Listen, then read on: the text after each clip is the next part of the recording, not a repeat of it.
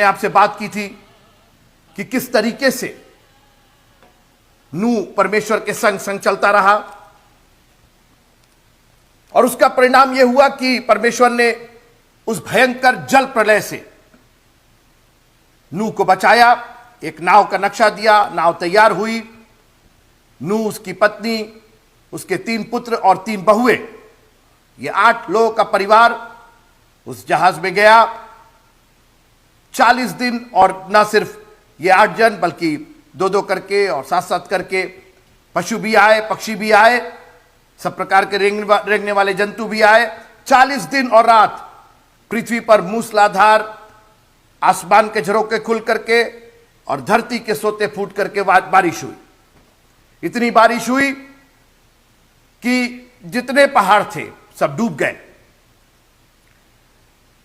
करीबन 150 दिन तक, उत्पत्ति की किताब उसका 7वां अध्याय, Genesis chapter 7 and verse number 24, और जल पृथ्वी पर 150 दिन तक प्रबल रहा। अकॉर्डिंग टू द बाइबल, परमेश्वर के वचन के अनुसार 150 दिन तक जल प्रबल रहा। जब सारे जीव जंतु आ गए, 7वां अध्याय उसकी 16वीं आयत, और जो गए वे परमेश्वर की आज्ञा के अनुसार सब जाति के प्राणियों में से नर और मादा गए। तब यहोवा ने जहाज का द्वार बंद कर दिया। द्वार बंद होने के बाद बाहर से सारा कम्युनिकेशन खत्म हो गया। कोई संदेश ना आ रहा था और ना जा रहा था। धीरे धीरे जल बढ़ने लगा और जितने प्राणी थे, जो सबसे ऊंची चोटी थी उस जमाने की, उसके ऊपर 15 हाथ पानी ऊपर चला गया। एक भी प्राणी, जरा सोचिए आप, कितना भयानक मंजर होगा मित्रों। इतना जल, इतना जल, इतना जल। अभी 29,000 फीट की एवरेस्ट की ऊंचाई है। उस जमाने में कितने हजार की थी हमें नहीं मालूम, लेकिन पहाड़ तो पहाड़ होते हैं, और उन पहाड़ों के ऊपर 15 हाथ पानी था। यानी पूरी दुनिया लबालब पानी से, सागर की क्या बात करें, महासागर की क्या बात करें, महासागर, पूरी दुनिया बनी हुई थी। और एक छोटी सी किश्ती, एक छोटी सी नाव, अंदर 8 जीवित प्राणी, उसमें जानवर भरे हुए, पक्षी भरे हुए, रेंगने वाले जीव जंतु भरे हुए, इधर से उधर तैर रही। इस पूरी, जरा सोचिए, इतनी बड़ी दुनिया में जिसमें सिर्फ पानी पानी, एक छोटी सी नाव की क्या बिसात है। नूह के जान पहचान के एक एक जन खत्म हो गए थे, कोई नहीं था। सारे रिश्ते, सारे नाते, सारे भाई बंधु, सब लोग, क्या शासन, क्या प्रशासन, क्या सरकार, क्या प्रधानमंत्री, क्या प्रेसिडेंट, क्या मंत्री, सब लोग, कोई नहीं था मित्रों, कोई नहीं था। कितना भयानक मंजर। मैं कई बार जब सोचता हूं तो मैं सोचता हूं कि कैसा मंजर होगा। और नूह को ऐसा लगता था कि व्हाट नेक्स्ट, कहां जाऊंगा मैं। कभी आप सोचिए, कभी आप भी ऐसे सिचुएशन में पड़े होंगे जब सारी दुनिया आपसे विरक्त लगती है। कोई नहीं है जो आपका साथ दे, कोई नहीं है जिससे आप अपने दिल की, मन की बात कह सके। All the communication are completely closed. कहीं से कोई संचार नहीं नजर आ रहा है, कोई है ही नहीं। किसकी तरफ देखे, सबसे आपने कह दिया, सबने ठुकरा दिया, कोई है नहीं जो आपकी मदद करे। और आप अपनी छोटी सी जिंदगी को लेकर इस दुनिया में इधर से उधर उन लहरों पर थपेड़े खाते हुए 150 दिन तक। नूह को टाइम पीरियड नहीं मालूम था। नूह को परमेश्वर ने जहाज का पूरा मेजरमेंट तो जरूर दिया था, कौन कौन आएगा, कहां कहां, कैसे कैसे होगा, लेकिन कितने दिन तक वो जल रहेगा ये परमेश्वर ने शेयर नहीं किया था। और नूह को कतई मालूम नहीं था मित्रों कि कब तक ये पानी इसी तरीके से बना रहेगा, कब तक वो इस बिना संचार के, बिना कम्युनिकेशन के रहेगा। लेकिन आज मैं 8वें अध्याय की एक लाइन से आपको उत्साहित करना चाहता हूं। मित्रों, मैंने बार बार कहा है कि अपना मूल्य कम मत कीजिएगा। हम लोग बहुत बहुमूल्य हैं, खुदा की निगाहों में हम बहुत मूल्यवान हैं।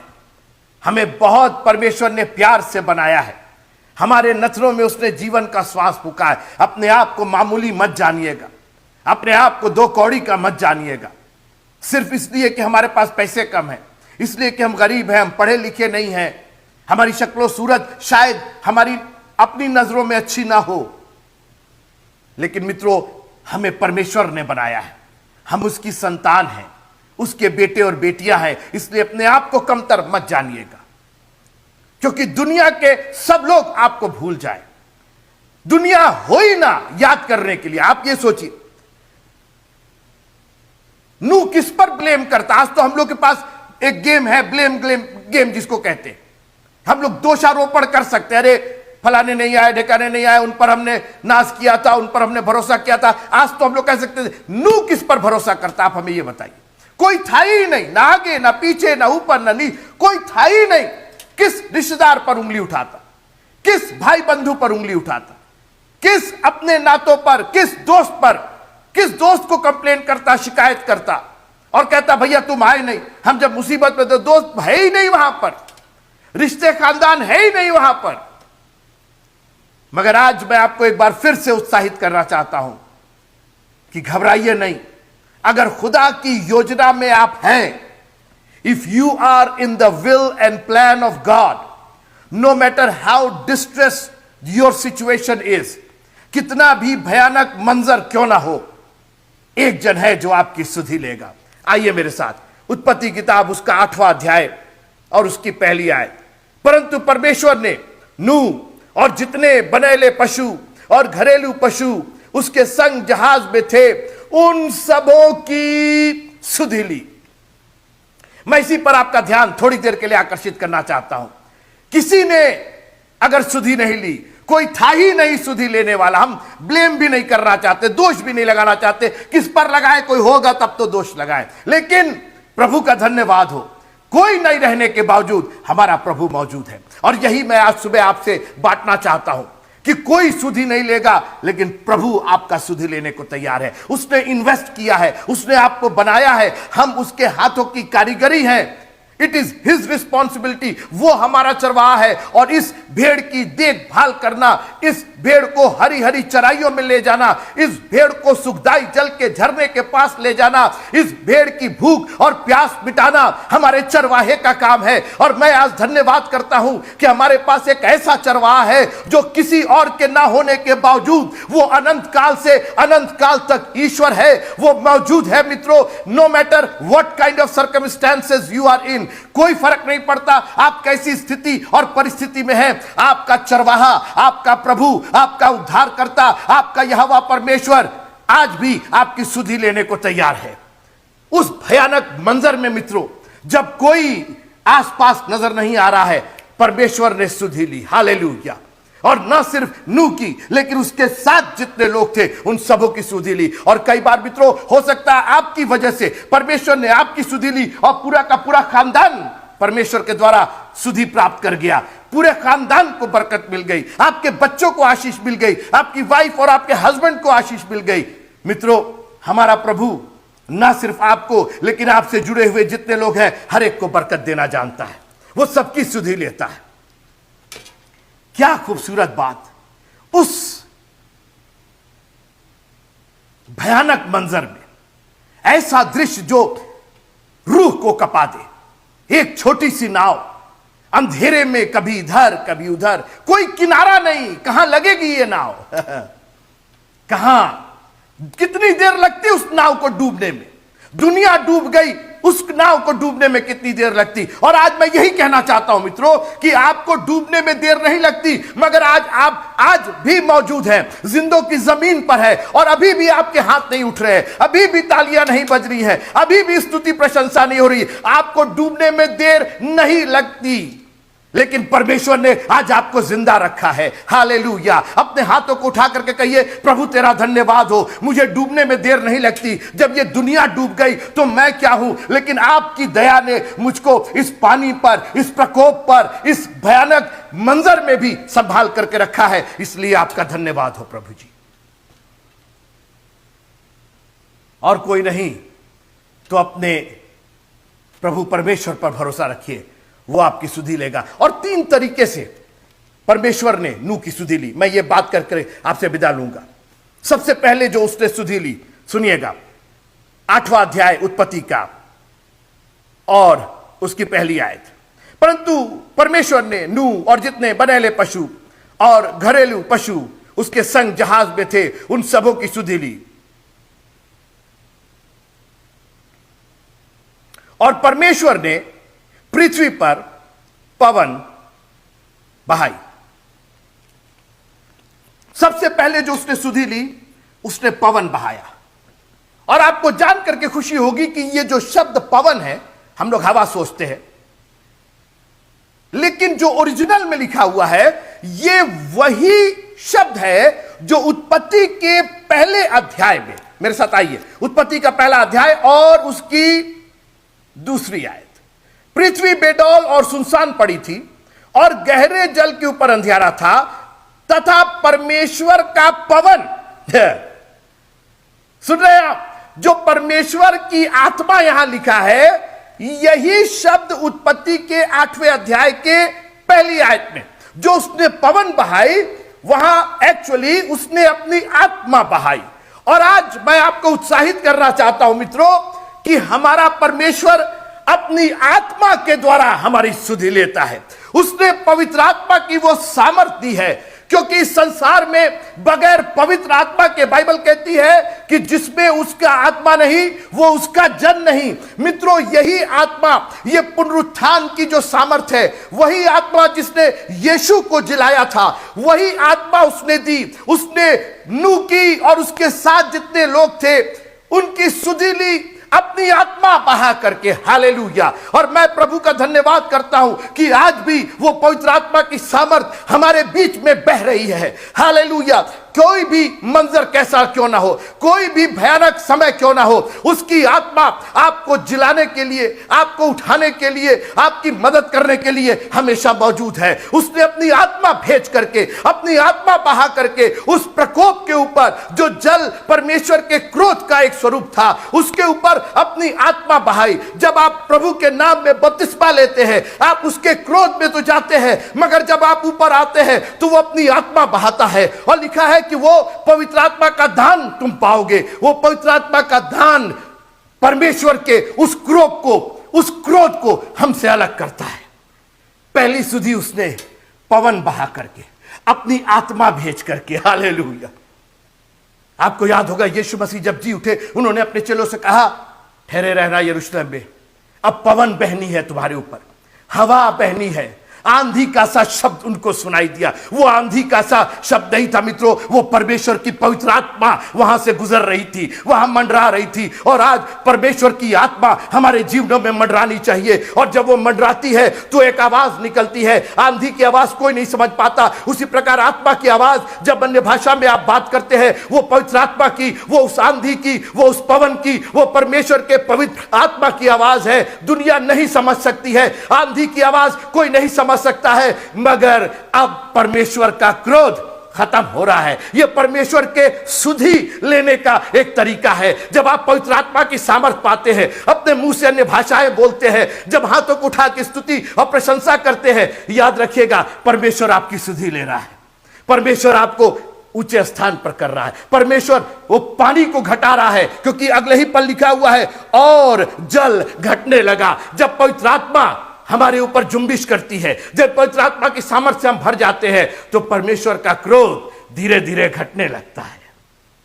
तब परमेश्वर ने नूह, उसके पुत्रों और उसके संग जितने थे, उनकी सुधि ली अपनी आत्मा को भेज करके।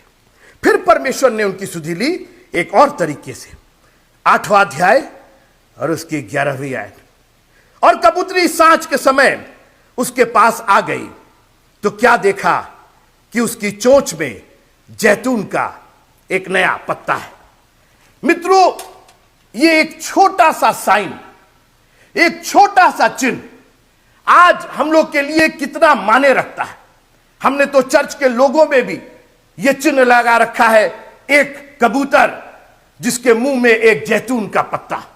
और सारी दुनिया में सारे बड़े बड़े जगहों पर कॉन्फ्रेंस, सम्मेलन, ऑर्गेनाइजेशन में इसका इस्तेमाल होता है। एक छोटा सा साइन जो नूह को दिया गया था, जानते वो क्या साइन था? वो सुधि का साइन था, वो शांति का साइन था, वो परमेश्वर के अनुग्रह का चिन्ह था। हालेलुया। आज परमेश्वर अपने आत्मा को उस जैतून के पत्ते में, अब जल घट गया है, अब क्रोध खत्म हो गया है, अब एक नए जीवन का संचार हो रहा है, एक नए तरीके से जन्म हो रहा है। वो पुरानी दुनिया बीत गई, वो पुरानी दुनिया नष्ट हो गई। और मैं आपसे कहना चाहता हूं, हमारा पुराना मनुष्यत्व भी नष्ट हो गया और अब पवित्र आत्मा की सामर्थ पाकर के हमें एक नए जन्म का अनुभव हुआ है। एक नई कोपल हमारे में निकल रही है, एक नए वृक्ष का संचार का बढ़ना हमारे अंदर हुआ है। और मित्रों, वो शांति जो यीशु मसीह ही हमें दे सकता है,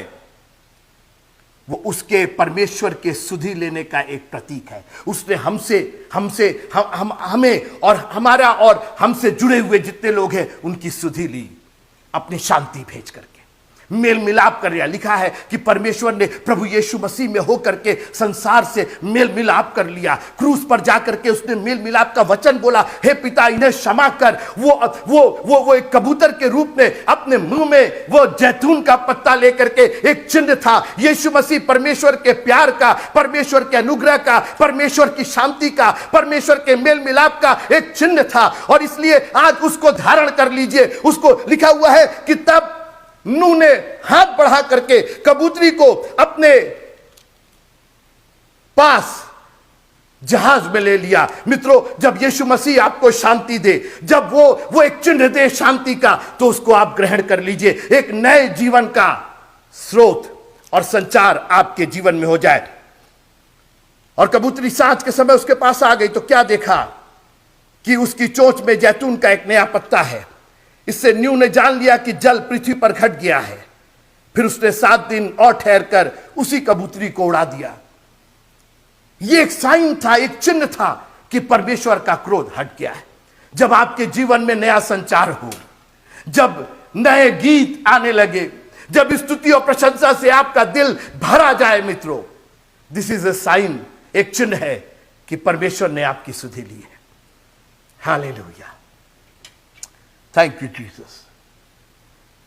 एक जो बहुत अहम बात थी कि जल प्रलय के उस दिन तक, जिस दिन तक परमेश्वर ने हाथ बढ़ाकर जहाज के दरवाजे को बंद नहीं किया था, परमेश्वर बात करता रहा था नूह से, ऐसा करो, वैसा करो, वैसा करो, ऐसा करो। लेकिन जब परमेश्वर ने हाथ बढ़ा करके जहाज के दरवाजे को बंद कर दिया, तो परमेश्वर की बातचीत भी बंद हो गई। और मित्रों, मैं एक बात बताऊं आपको, एक जो जब आप बहुत ही उदास होते हैं, उसका एक कारण होता है कि आपका अजीज जब बोलना बंद कर दे। मौत पर भी यह लागू होता है। आपने देखा होगा कई बार किसी का अजीज मर जाता है तो लोग जाके, अरे कुछ बोलिए ना पापा, कुछ बोलिए ना। वाइफ हस्बैंड से लिपट के रो रही है, अरे कुछ बोलिए ना, कम्युनिकेशन क्यों खत्म हो गया। और कुछ ऐसा लगता है कि नूह भी ऐसी स्थिति में आ गया था। उसको ऐसा लग रहा था कि सब चीज बंद हो गई, कट ऑफ हो गया। वो, अरे प्रभु कुछ बोलेंगे, कहीं कोई आवाज नहीं, कहीं कोई संदेश नहीं। अभी तक यहोवा ने ये कहा, अभी तक यहोवा ने वो कहा, और अब बिल्कुल सन्नाटा हो गया।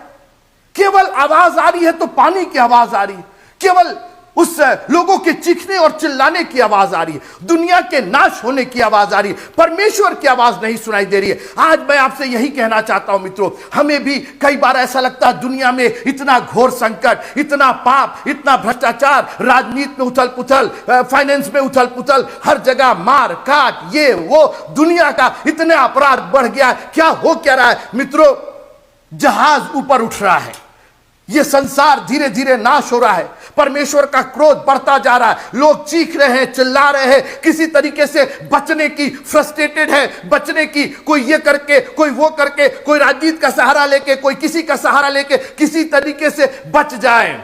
मगर वो क्रोध तो बढ़ता ही जा रहा है, बढ़ता ही जा रहा है। घबराइए नहीं, परमेश्वर ने आपको अपने हथेली में रखा है, एक नाव में रखा है। यीशु मसीह नाम की वो नाव है। हम वो गीत गाते हैं ना, नूह की कश्ती मेरा मसीहा, मौका है भाई आजा, जब तक द्वार खुला है देखो उसको अपना बना जा। मित्रों, मेरा प्रभु आज भी आपको अपने हाथों में रखे हुए हैं। इस मार काट में, इस चीख पुकार में, इस दुनिया के नाश होने में भी आप अपनी नाव में बने रहिए, मत बाहर निकलिए। अरे उसकी मदद करना, अरे वहां क्या हो रहा है, अरे ये क्या हो रहा है। Please be inside the ship.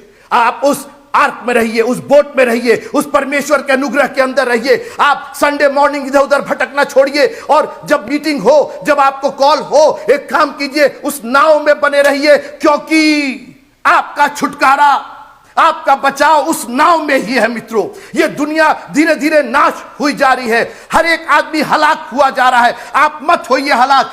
God has given you an anchor. आपको परमेश्वर ने एक बोट दिया है, परमेश्वर ने संरक्षण, सुरक्षा की एक जगह दी है। Don't leave the church, because if God is going to talk to you, he is going to talk to you right inside the ark. अगर परमेश्वर बात करेगा तो उसी नाव में आपसे बात करेगा। दुनिया के लोगों से उसको बात करने की जरूरत नहीं है, वो बात कर चुका, उन्होंने नहीं सुना, इतने साल प्रचार हुआ, दुनिया नाश हो गई। लेकिन हम और आप नाश नहीं होंगे। और जैसा मैंने कहा, उसने सुधि ली, उसने पवन बहाई, जल घटाया, चिन्ह दिया कि अब नई दुनिया शुरू हो गई, एक नई दुनिया बनी है। देखो देखो कोई आ रहा है, कैसा जलवा मसीह आ रहा है। देखो दुनिया हमारी मिटेगी, एक नहीं। आप उस नई दुनिया के लिए तैयार हैं कि अभी भी पुरानी मिटती हुई दुनिया में आप रहना चाहते हैं? चॉइस आपका है। पर आज अभी उसने हमको फ्री विल पर छोड़ा है, हमारी स्व इच्छा पर छोड़ा है। मित्रों, आप पुरानी दुनिया के साथ नाश होना चाहते हैं, फाइन, गो हेड, आप नाश हो सकते हैं। मगर आपके पास जरा सी भी बुद्धि होगी, जरा सा भी आप बुद्धिमान होंगे, तो आज के बाद आप कहेंगे, प्रभु आज के बाद से मैं उस नई दुनिया की तलाश करूंगा, मैं उस नई दुनिया के लिए अपने आप को तैयार करूंगा। माई preparation is going for the new world. क्योंकि प्रभु एक नया संचार करने जा रहा है। एक जैतून का एक बार पेड़ फिर से कोपल लेकर के आ रहा है। और जैसा मैंने कहा, उसने पवन बहा करके सुधि ली, एक चिन्ह दे करके सुधि ली, और अब तीसरी सुधि उसने ली। सुनिएगा, 8वां अध्याय और उसकी 15वीं आयत। जैसा मैंने कहा कि परमेश्वर के हाथ बढ़ा के जहाज के दरवाजे को बंद करने के बाद कोई कम्युनिकेशन नहीं, कोई बातचीत नहीं। परमेश्वर ने यह कहा, वो कहा, कोई संदेश नहीं, कोई वचन नहीं, कोई सरमन नहीं, कहीं कुछ नहीं आ रहा। लेकिन 15वां अध्याय पद, 8वां अध्याय 15वां पद, तब परमेश्वर ने नूह से कहा। अब देखिए, परमेश्वर गूंगा नहीं है, परमेश्वर अपने वक्त का पालन कर रहा है। जब ठीक समय होगा, परमेश्वर को वो वक्त मालूम है कब उसको बोलना है, ही नोज इट। और जब वो बोले, लिखा है कि जब तुम उसकी आत्मा की आवाज को सुनो तो अपने हृदय को कठोर मत करो। जब वो बोले आपसे तो उसके बोलने को तिरस्कृत मत कीजिएगा, अवहेलना मत कीजिएगा। और मैं आप आज से निवेदन करना चाहता हूं, God is speaking through Peace Tabernacle Church. आज परमेश्वर इस चर्च के द्वारा, इन सर्मन्स के द्वारा, इसीलिए परमेश्वर ने हमें प्रिविलेज दिया है कि हम ऑनलाइन जा करके और सारी दुनिया में यह संदेश भेज सके, ताकि बहुत से लोग जो गोरखपुर पीस टैबर्नेकल में नहीं आ सके, वो भी यह संदेश सुन सके। क्योंकि परमेश्वर उनकी भी सुधि ले रहा है। आप संसार के किसी कोने में हो मित्र, कहीं पर भी, कैसी भी परिस्थिति में हो, आज परमेश्वर आपकी भी सुधि ले रहा है। उसने कहा, उसने अपना वचन भेजा। और आज मैं यही कहना चाहता हूं कि परमेश्वर आपसे भी कह रहा है, आपसे भी बातें कर रहा है, आपको भी अपना वचन भेज रहा है, आपको भी बचाना चाहता है। वो कह रहा है कि मैं तुमसे प्यार करता हूं, मैं तुम्हारी सुधि लेना चाहता हूं, मैं तुम्हारी देखभाल करना चाहता हूं, मैं तुम्हारा भी चरवाहा हूं। It doesn't matter what area and what place you are in this world, God is already there, his word is already there and he is going to talk to you. वो आपकी सुधि लेगा मित्रों, अपना पवन बहा करके, अपनी आत्मा का सामर्थ्य दे करके। परमेश्वर यीशु मसीह की शांति आपके मनों में भर करके और अपनी आवाज, अपना वचन अपने सेवकों के द्वारा भेज करके वो आपकी सुधि लेना चाहता है।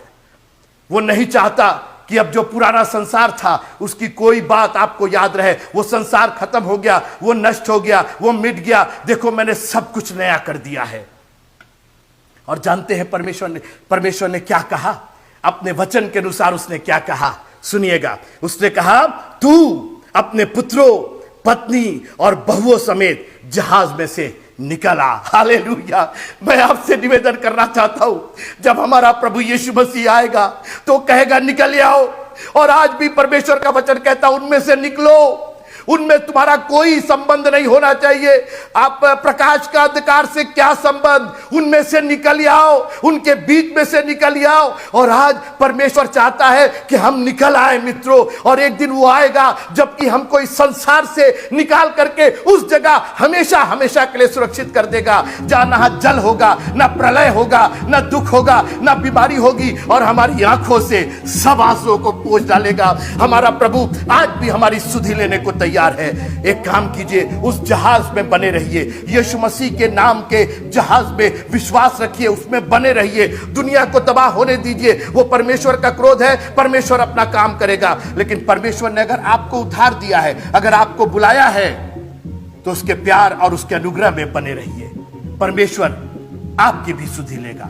No matter what kind of circumstances, कैसी भी परिस्थिति क्यों ना हो, हमारा परमेश्वर आज भी आपकी सुधि लेने को तैयार है। अपनी आत्मा भेज करके, अपनी शांति दे करके और अपना वचन दे करके। प्रभु आप सबों को बहुत बहुत बहुत बहुत आशीष दे। जय मसीह की।